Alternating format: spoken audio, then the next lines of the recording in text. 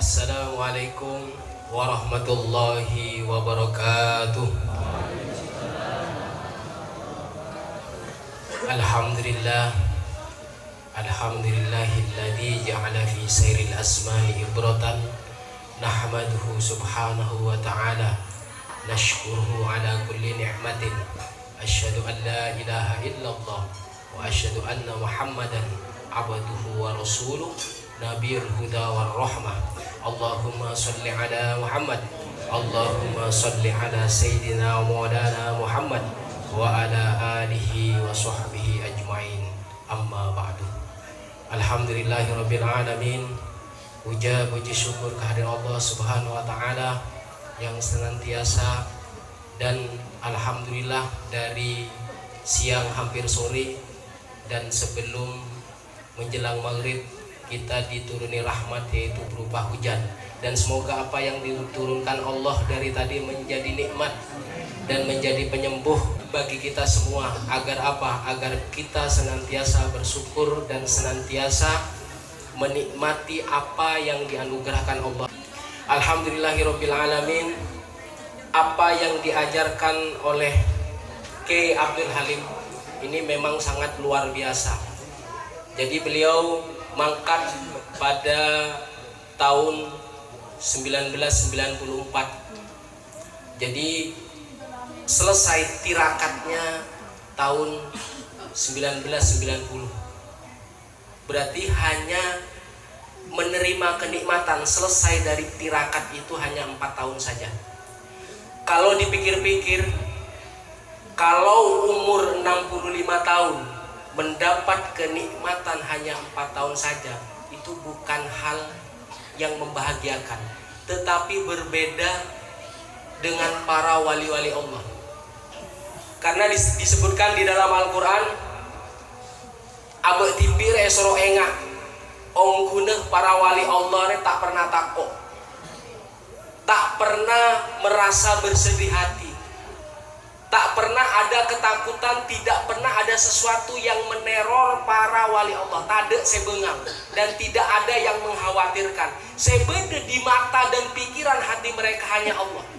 Maka hikmah dari perjalanan orang-orang wali pertama adalah kecintaan kepada Allah dan Rasulullah Sallallahu Alaihi Wasallam.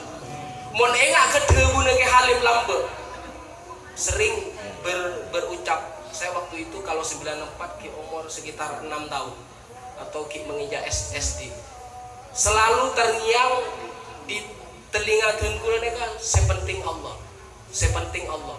Meskipun pada waktu itu banyak santri, banyak manusia, orang-orang yang meminta bantuan, sama sekali harapan ke Abdul Halim itu Allah saja. Nolongah.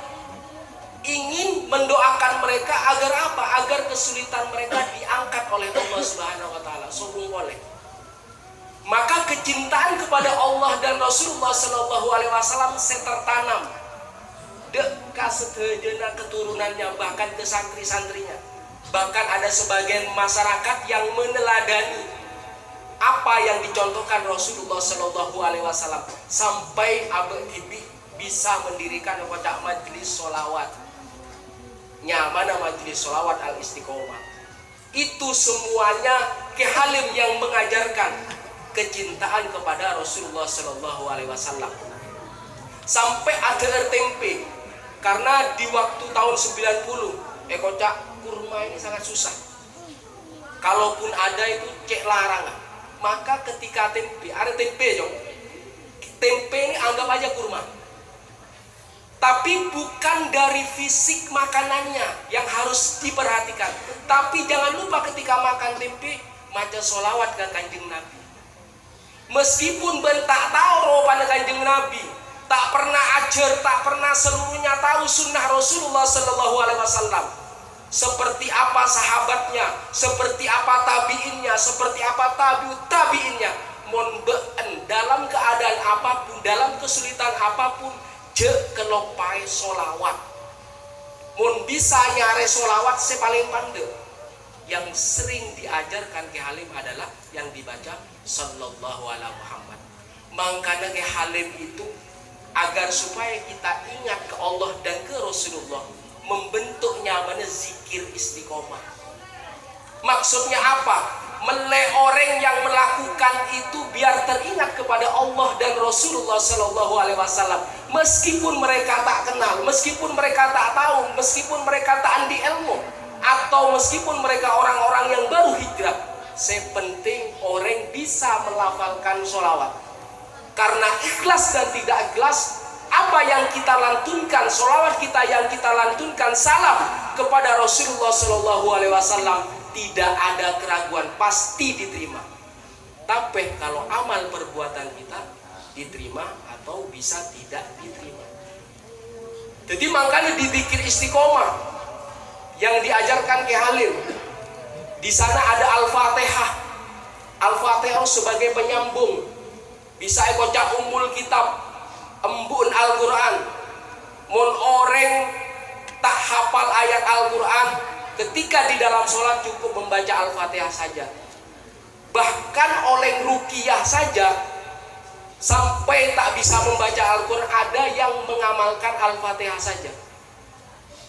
Nah, itu zikir istiqomah yang pertama yang dibaca Al-Fatihah. Itu sebanyak 100 kali. Nyambung boleh. Setelah Al-Fatihah, setelah semuanya dibuka, harapan rizki kita dilancarkan karena lewat Al-Fatihah itu. Gangguan-gangguan apa dihindarkan karena Al-Fatihah itu. Lanjut ke selanjutnya adalah sholawat. Jadi yang dibaca Sallallahu Alaihi Muhammad 1000 kali. Setelah tersambung kepada Rasulullah Sallallahu Alaihi Wasallam, arahnya apa? Agar syafaat roh benih kuncoma ketika di akhirat kelak. Syafaat roh bisa melingkupi odi abad tibi siang dan malam dalam keadaan terjaga dan tidur, meliputi hidup kita. Arepnah kita menjalani kesulitan dan itu menjadi ujian kita, dan kita lulus dari kesulitan itu, mek pola derajat kita terangkat oleh Allah Subhanahu wa taala. Makanya dibuka dengan sholawat. Tak mungkin hidup kita akan selalu bersih. Tak bisa memastikan 1 jam ke depan kita tidak melakukan kesalahan dan dosa. Ki Halim menambahkan ke zikir selanjutnya dengan membaca istighfar sampai 1000 kali. Astagfirullahaladzim. Itu yang paling pendek. Ada yang menambahkan astagfirullahaladzim wa atubu ilaih. Karena kita tidak bisa memastikan abad tibi ke depan, 1 jam ke depan, harus dipastikan dengan istighfar kita, karena itu bagian dari pembersih kesalahan dan dosa abad tibi. Maka Ki Halim menyebutkan istighfar setelah sholawat. Baru yang zikir yang selanjutnya, kita menjalani hidup berdesai alakoh. Ada yang punya keinginan, ada yang pengen punya rumah, ada yang pengen punya mobil, ada yang pengen dipromosikan dari jabatannya. Itu kan sulit. Bareng saya kesenangan abad tibi itu ruwet untuk mendapatkannya. Mon bareng yang mudah biasanya tidak kita kehendaki. Biasanya sesuatu yang kita kehendaki harus sesuatu yang sulit. Ketika kesulitan itu meliputi dan menghalangi hidup kita, maka sebenarnya zikir yang selanjutnya adalah la haula wala quwata illa billahil aliyil azim. Jadi di dalam zikir istiqomah tambahin la haula wala quwata illa billah sebanyak 1000 kali. Bahkan di dalam hadis Rasulullah Sallallahu Alaihi Wasallam, la haula wala quwata aru bagian kanzun min kunuzil jannah. Jadi sempenan dari sempenan sebenarnya surga. Mohon abad tibi dalam kesulitan, maka kalah sempenan luar. Maka ketika seseorang dalam kesulitan, ketika dalam kesukaran, ketika seseorang dalam keruwetan, jangan sampai ada punya pikiran berputus asa, karena la beda la haula wala quwata illa billahil aliyil azim. Ini dibaca sebanyak 1000 kali. Sepaling terakhir ada zikir, dan itu orang semacam ini terlokale baru bisa hatam Al-Quran. Apa itu? Surat Ikhlas sebanyak 1000 kali juga.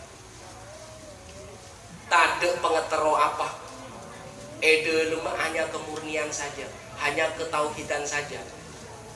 Karena ketika orang membawa ini, bahkan dalam sakaratul mautnya bisa dipastikan orang itu husnul khotimah. Maka dengan Fatihah, dengan sholawat, dengan istighfar, dengan hauqalah atau la haula wala quwata illa billah, dan membaca surat Ikhlas, harapannya segala kesulitan yang ada itu nyeriah, baik karena kesalahan dan dosa kita ataupun karena ujian, kita menjadi lulus ujian. Maka raihlah kebahagiaan dunia di akhirat. Karena apa yang dianjurkan Allah, kalah kebahagiaan yang ada di dunia dan di akhirat. Rabbana atina fid dunya hasanah wa fil akhirati hasanah wa qina adzabannar. Jadi benih cuma seneng nang akhirat melulu, benih cuma sogi nang akhirat melulu, kalah dunia lah di dunia ini. Raih kebahagiaannya di dunia ini. Itu hikmah apa yang menjadi teladan kita yang dicontohkan oleh para wali-wali Allah. Saya nomor 2, para wali Allah biasanya menjadi sabiqun, orang-orang yang mendahului. Al-fadlul lil muqtadi fa in ahsanal muqtadi. Keutamaan adalah bagi orang-orang yang memulai, meskipun yang mengikuti lebih baik. Memulai sesuatu kebagusan. Orang si abad, orang yang memulai kebaikan itu bukan hal yang mudah. Karena apa? Karena orang mau percaya itu harus ada pembuktiannya. Apa seebebet lo pada curang, apa jalan mulus, apa jalan aspal, sehingga orang-orang yang mengikuti di belakangnya akan berjalan di jalan itu. Alhamdulillah, santri dan jamaah istiqomah sudah ada di Bondowoso, sudah ada di Depok, sudah ada di Jakarta, sudah ada di Cibinong, dan semuanya itu barokahnya para wali-wali Allah, khususnya Syekh Abdul Halim. Dalam rangka apa? Seejenjakin Allah mengambil kesaksian ke abek tibi, je abek tibi ngaku alastu birabbikum, bukankah aku adalah Tuhanmu? Bala syahidna. Inilah yang akan kita bawa ketika kita menghadap Allah Subhanahu wa ta'ala. Makanya orang wali ini mengajarkan dia itu dalam amal soleh menjadi yang terdepan. Melek apa? Melek etoro orang, biar diikuti orang-orang yang di dalam kehidupannya tidak terlepas dari kesulitan dan kesukaran. Harus nyaman as-sabiq. Kemudian hikmah dari perjalanan para aulia Allah, saya nomor 3, itu adalah mempersatukan. Maka di dalam hadis Nabi Muhammad sallallahu alaihi wasallam, itu disebut silaturahmi. Barang siapa menjalin silaturahmi, maka rezeki akan dilapangkan, maka umurnya akan dipanjangkan. Jadi ketika orang-orang itu berpencar dalam keadaan sulit dan dalam keadaan ruwet, maka silaturahmi saling bersatu, itulah yang akan memudahkan dan melancarkan rezekinya dan memperpanjang umurnya. Bukan hanya panjang umur saja, tetapi panjang taubatnya. Benikun cuma umur lanjut, tetapi amal solehnya juga panjang. Saya kira sampai di sini saja. Al-afu minkum. Wassalamualaikum warahmatullahi wabarakatuh.